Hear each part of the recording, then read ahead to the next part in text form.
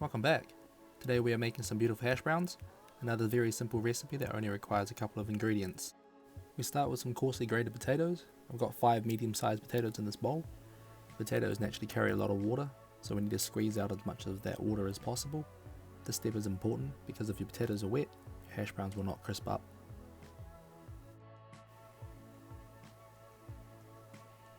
My kids wanted to help today, so I let them do the seasoning.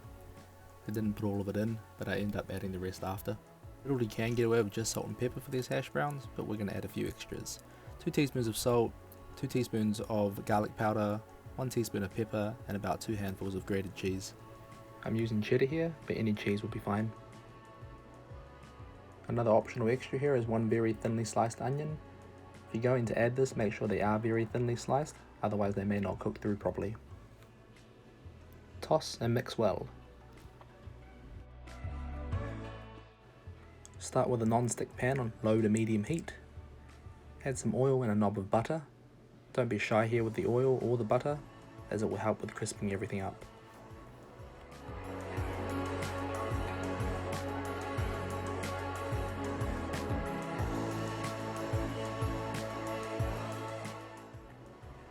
Fill the pan with your potato mix, then use a spatula and lightly press down to make sure it's flat.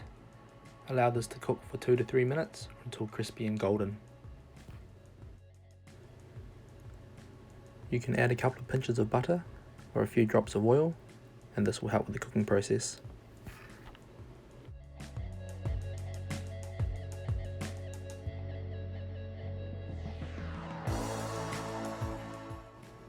Flip and repeat.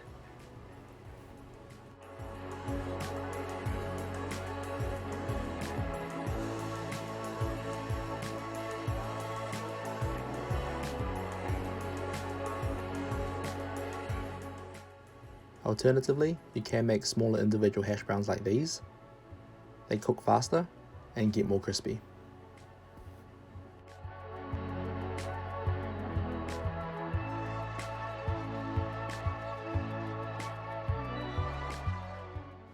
Once they're ready, individually remove from the pan or simply slide onto a plate. Portion out and serve. These hash browns are great to eat on their own, but even better with bacon and eggs. Alright guys, that's it for this episode.